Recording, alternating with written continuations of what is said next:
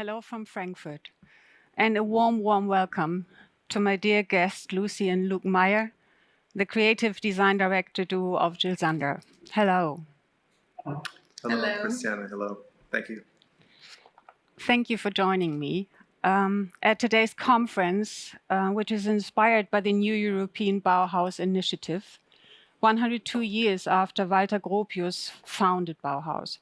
Jil Sander referred her work to the Bauhaus aesthetic. Her design is often described as minimalistic.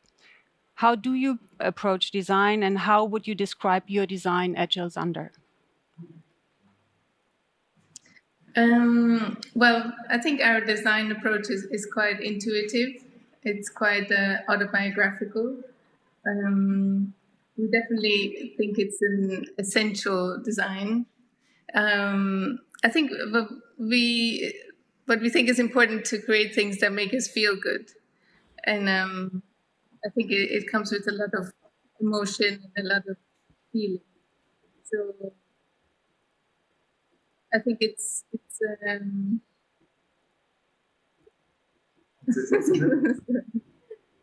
think it's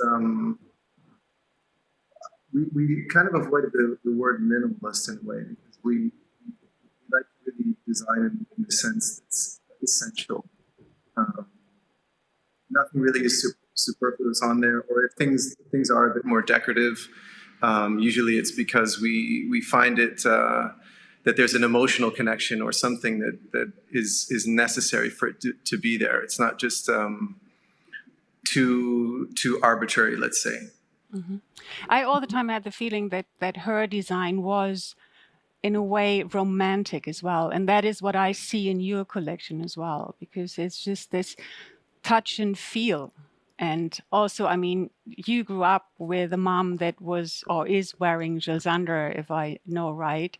So it does something to you. It's somehow it makes you feel stronger, and it's kind of a protection. And I think this is a kind of an emotional connection that you have to your clothes. Yes, exactly. I mean, I think just also referring back to the idea of the Bauhaus, of the sort of the impossibility of form and function being exclusive. I think that the approach to designing fashion, you can never sort of ignore the person. So you and the effect that the object and the design and the person work together. So they really have to sort of, the clothes, the shoes, the accessories, it has to really serve the person. So like you said, if it gives you sort of an empowering or protective feeling, that's something then that's that we feel is effective design. Yeah. Lucie, you worked in Paris at Louis Vuitton, Balenciaga, and Christian Dior, where you became co-creative director when Raf Simons left. And you, Luke, worked at cult label Supreme for 8 years before you founded your own label, OAMC. In 2017, you have been appointed as the creative design director duo at Jil Sander. The Bauhaus movement has often been criticized for their interpretation of beauty. What is beauty for you? Do you have a common sense coming from these two different backgrounds? And what makes fashion relevant in your eyes? I think beauty is very subjective. I think it's everybody sees different things, makes things of them as being beautiful or not. But I think it's like what we create, and I think seeing people taking it and making it part of their life, I think that's beautiful.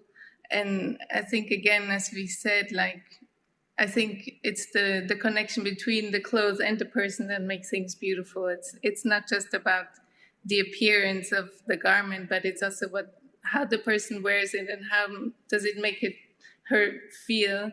Or like, I think it's the whole together that makes somebody beautiful and confident and strong. And I think that's, it's all linked. And then it's the people who make it relevant, right?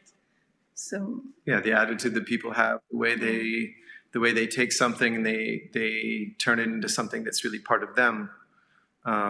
It's not really about an object on a hanger. It's about really that synthesis between a person, the way that they're expressing their own attitude, their values, what they determine to be qualitative, to be relevant in their own eyes, and projecting that out into the world. And that's in a way the power of fashion in general, but that's the way we look at it as far as, the relevance. What's the real relevance? Is perfect something, a term that you know when it comes to design? Because in the late 90s, I was invited in Milan to the showroom of Jil Sander, and she was there. And it was when she launched, at the late 90s, she launched the men's collection. And there was this white shirt, and she had it in her hand, and she showed it to me and said, Christiane, I'm looking for the perfect shirt. And I think it was in her hand because I have this shirt and I still have it and I still wear it. So is perfect something that you know because you want to create the perfect design?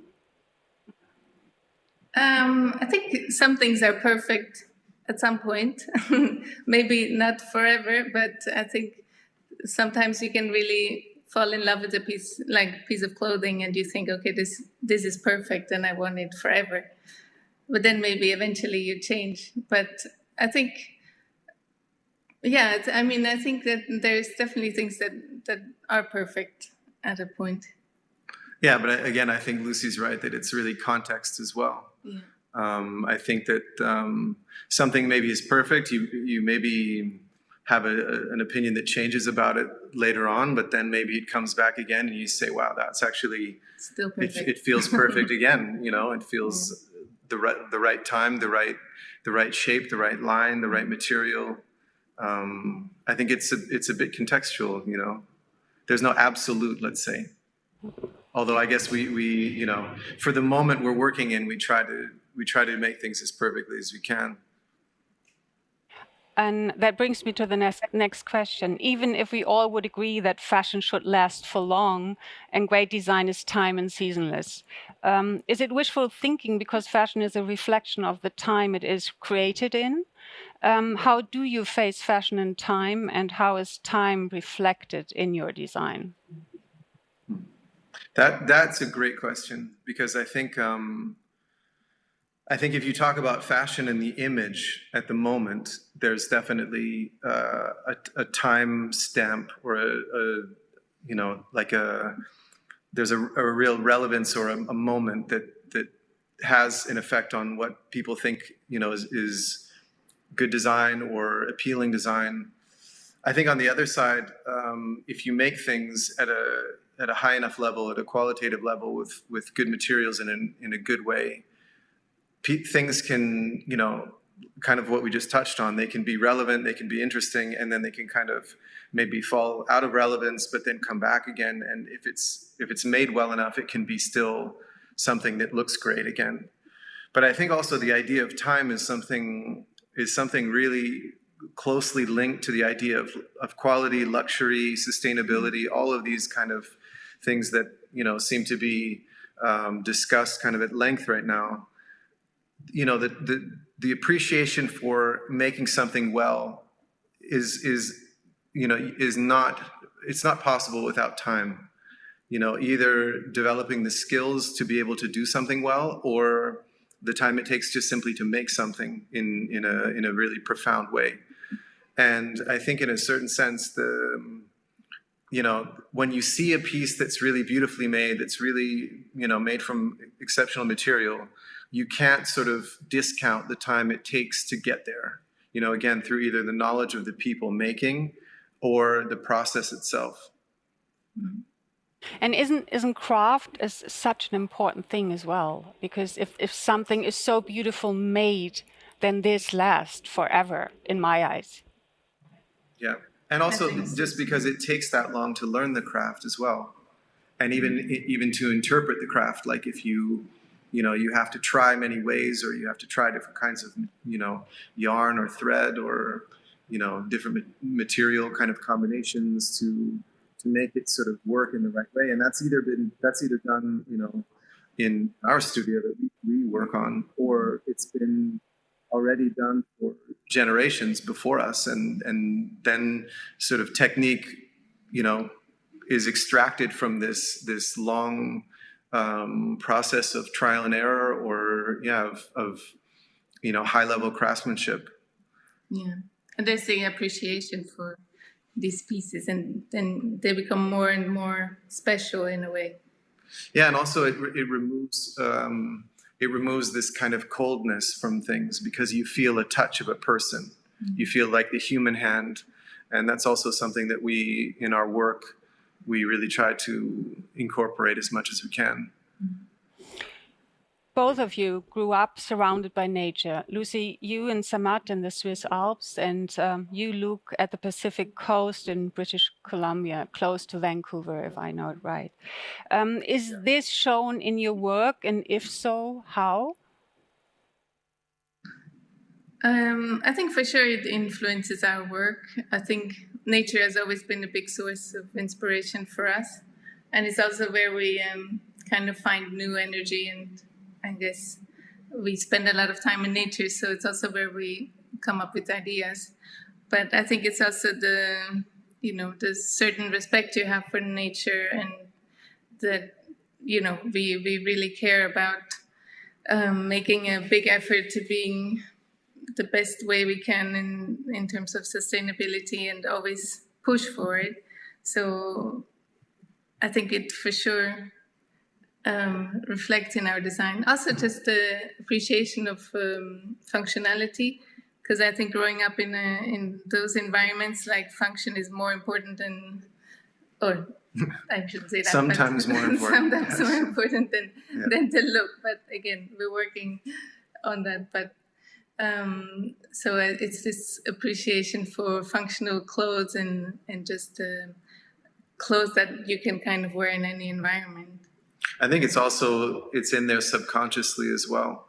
Yeah. Because I think you can't divorce yourself from where you grew up, and the sounds, the colors, just the spirit where you're from. It's always going to be there somewhere. So I think on a practical side, we're aware of maybe on the sustainability side, we've been aware of it for quite some time. I mean, in Vancouver, that's been sort of a discussion. I mean, it's a very sort of nature-focused city. There's a lot of industry that revolves around sort of forestry and mining and fishing and this kind of thing. So that's always been sort of around in my consciousness, I guess, since I can remember. But I think just to respect nature and respect material and where it comes from, I think it's always there in our work for sure. And because you just said it, Luke, what are your next steps in sense of sustainability for your collection? And then the last question, if you could dream of the fashion industry, of what the fashion industry will look like in the future.